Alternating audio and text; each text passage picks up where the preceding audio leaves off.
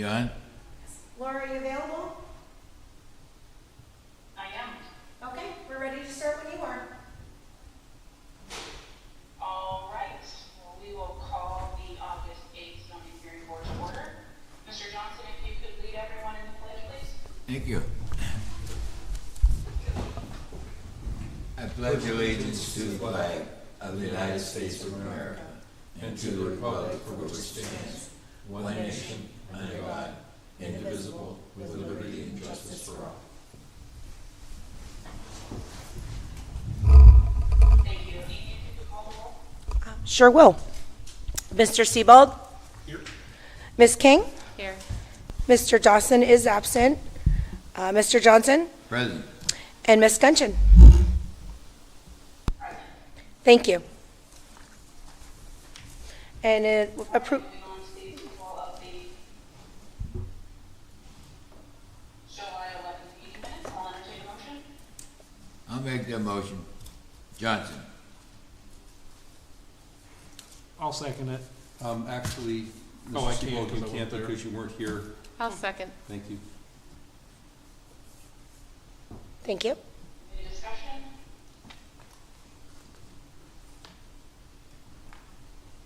All right. All in favor? Aye. Aye. Thank you. Amy, if you could call the first appeal, please. Sure. This is appeal number 12294 by Daniel Riley concerning a property located at 2620 Charlotte Street, index 19-62-30-223, located in an R1 low-density residential district. The appellant is requesting a special exception approval for short-term rental. Per section 20411, special exception approval is required. Mr. Riley?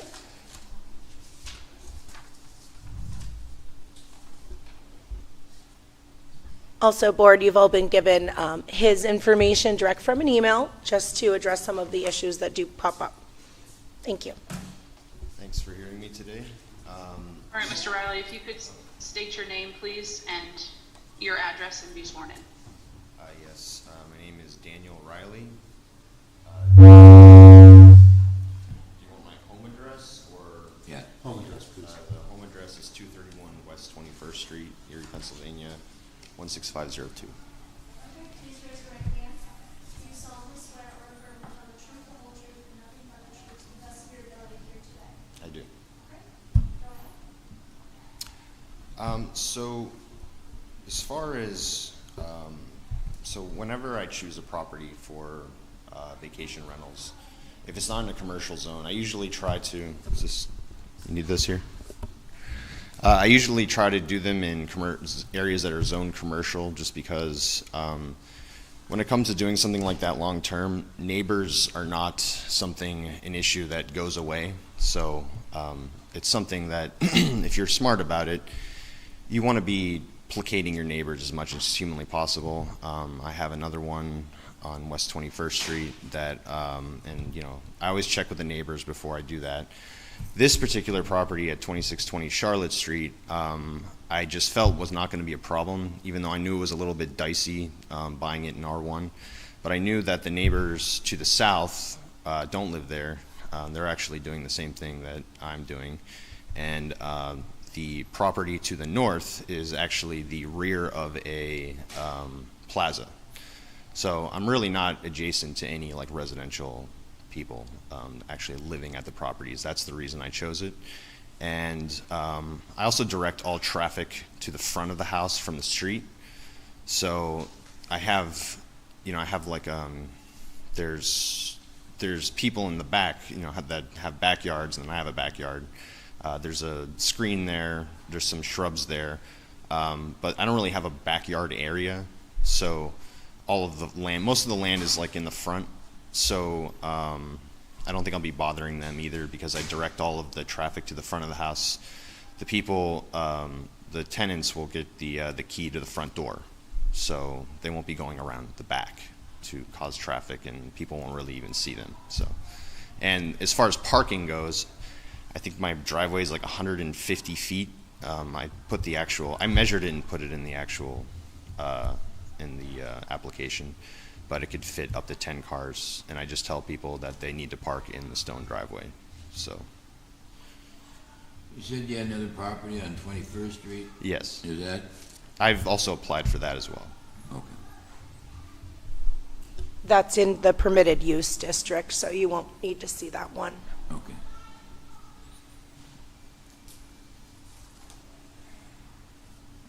And to the south of you said the neighbor was what? They're doing the same thing.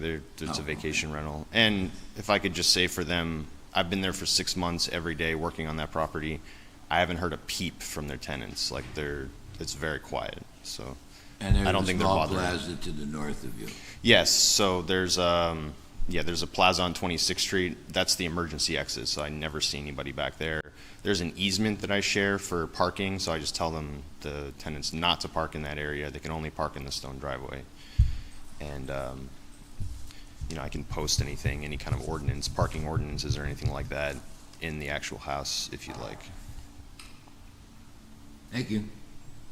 So east and west are still adjoining, and those are both residential? So east would be the street. Yeah. And So- then there's a property. Yeah, so, but the thing is I have a hill that comes over the property, and it's a good, I would say, at least 160 feet from door to door.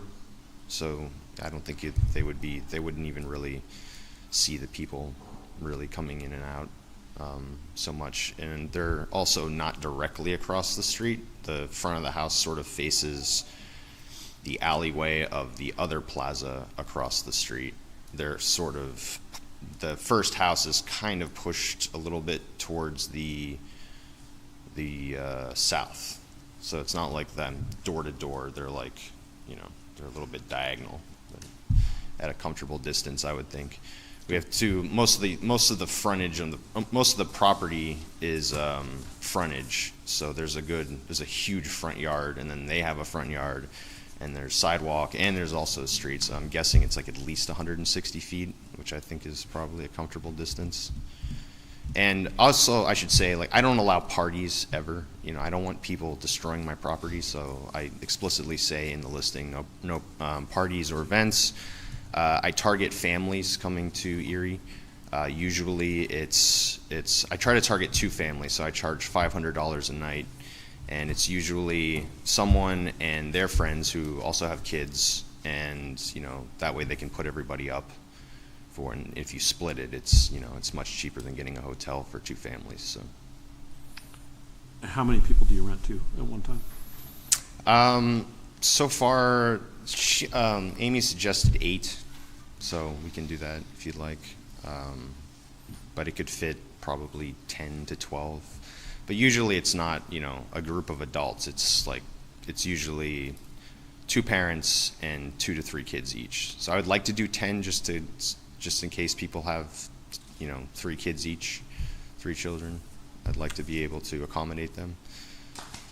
I think you'd need a It's- variance for that, right? Well, it's Based also, on- sorry. That would be a building code issue that you'd have to appeal. Building code will give the amount of occupancy based on amount of bedroom square footage. So it's 120 for the first person, 70 for the first person, 50 for the second person. So we come up with 2-person number at 120, and that's how we derivated his amount of occupancy, which is 8.75, 8.5 people-ish. So Yeah, there's, the house is very large. I do have some exterior pictures of the land layout because it was different, so you can see it if you'd like to see those. It's part of our inspection. it's 3,200 square feet. It's, I believe, 6 bedrooms. I made 1 into an office. And there's also 4 modes of egress to get out, just in case there's an emergency or anything. There's one that goes directly downstairs out the building, and then two staircases from the second floor down to the first, and then there's 3 doors on the first floor. And as he stated, you hear office space. It's probably living space if you didn't have it as an office use. So there's a chance he probably does have more, but using it as the bedrooms he has, that's what we can calculate with the building code.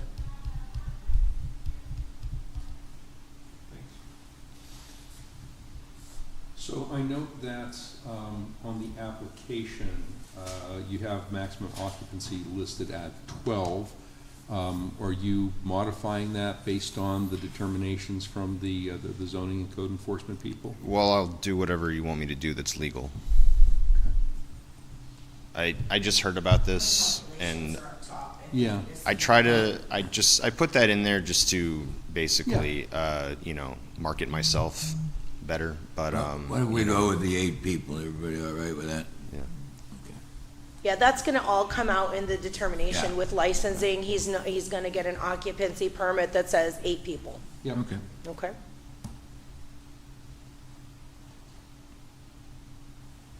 Any other questions up here? Laura, are you there? Laura? I don't have any other questions. He addressed, Okay. yes, my questions were about egress, and he already addressed those. So I'm good, and if the rest of the board is good, then we can move forward with the vote, Amy, please. Okay. Okay, board. On this matter, Mr. Sebald, how do you vote? Approved. Yes? Well, I wonder if we should ask if there's anybody else to Oh, speak in favor. sorry, you're right. I apologize, Laura. We do have some people in the audience. We do need to make sure that anybody is opposed or mistake. against. My apologies. All right. Is there anybody else here to speak in favor of? Anybody to speak in favor of? Anybody to speak in favor of? Anybody to speak against? Anybody to speak against? Anybody to speak against? It's all yours, Laura. Okay, ready, Laura? Yes, thank you. Okay, thank you, Jeff. Okay, Mr. Sebald? Approved. Okay. Ms. King? Mr. Johnson? Approve. And Ms. Gunchin? Approved, thank you. Okay, thank you. The vote has passed, so. Thank you. We'll get you, if Appreciate you it. could stay for a minute afterwards, I'll get you started on the next step after we're done with the meeting. Sure thing. Thank you. Thank you. Make a motion All to right, so being that adjourn. we are at Jeff. the end of the agenda, yes. Jeff is motioning to adjourn. Laura, do I have a second? I'll second that one. All in favor? Aye. Okay, thank you. Thank you, Laura. Aye, thank you very much, everyone. Take care. Thank you. Bye-bye.